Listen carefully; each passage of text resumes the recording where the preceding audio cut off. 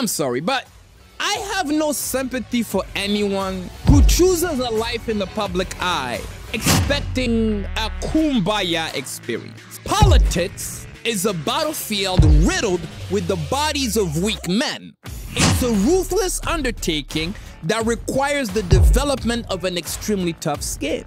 You can't handle a little meatness, go teach third grade public school.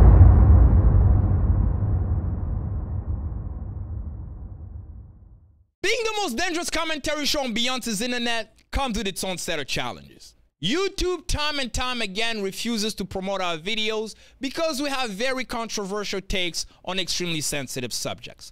So chances are, if you stumbled on this clip by accident, you'll never get to see our content again unless you hit that subscribe button.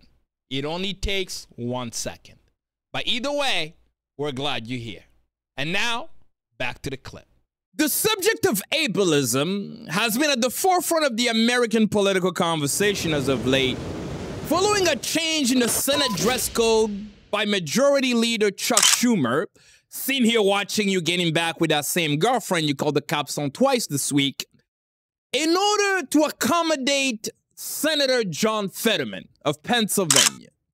Fetterman, who suffered a stroke almost 2 years ago that rendered him nearly incapable of processing language, ran for office after said stroke against Dr. Oz and beat him, proving that the people of Pennsylvania would rather be represented by a man who wants to come to work looking as if Mr. Clean has suddenly developed a crippling drinking problem than Oprah's show pony.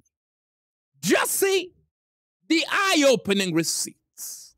Majority Leader Chuck Schumer announced on Monday that a dress code will no longer be enforced on the Senate floor. The change comes as fellow Democrat Pennsylvania Senator John Fetterman has been unapologetically wearing hoodies and gym shorts as he goes about his duties. Fetterman was hospitalized for clinical depression earlier this year, and when he returned, he was allowed to wear the casual clothes if he voted from the doorway of the Senate. Republican Minority Leader Mitch McConnell spoke out yesterday saying most, if not all, Republican senators think we ought to dress up to go to work. Republican Senator Susan Collins of Maine joked that, well, if this is where we're going, she plans to come to work in a bikini. Okay. Missouri Senator Josh Hawley is one of the Republicans who is okay with dropping the dress code. He wore jeans, boots, and left home the tie on Monday evening, an outfit he says he normally wears when he flies in from his home state for the first votes of the week.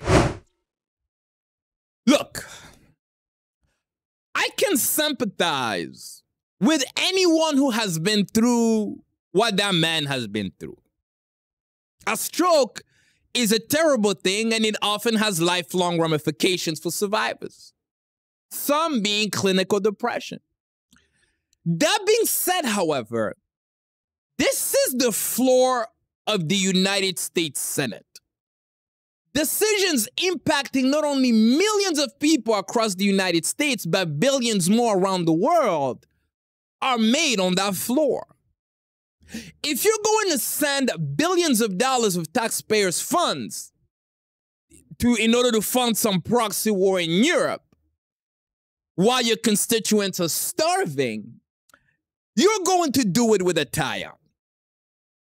Kindness is indeed a virtue, but there are certain professions where kindness can in no way, shape, or form be a mitigating factor in the hiring process.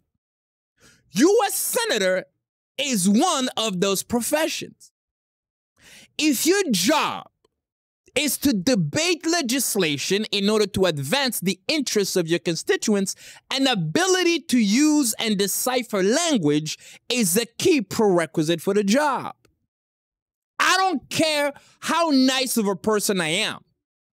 I'm not getting a root canal done by a dentist with no arms in the name of virtue signaling. Hence why it was even more strange when Fetterman broke down on the Senate floor complaining about how he has been a victim of bullying since taking office due to his disability.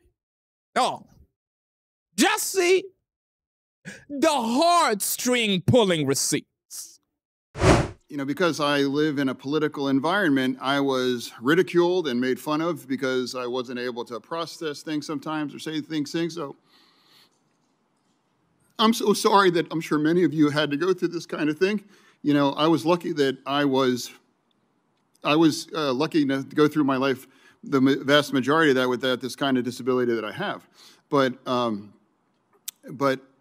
again, I can't imagine and how the challenges, and I admire everyone that has to kind of live with these kind of struggles and prevail over them. And the questions that I have is really more of an open-ended kind of question to everyone on the panel.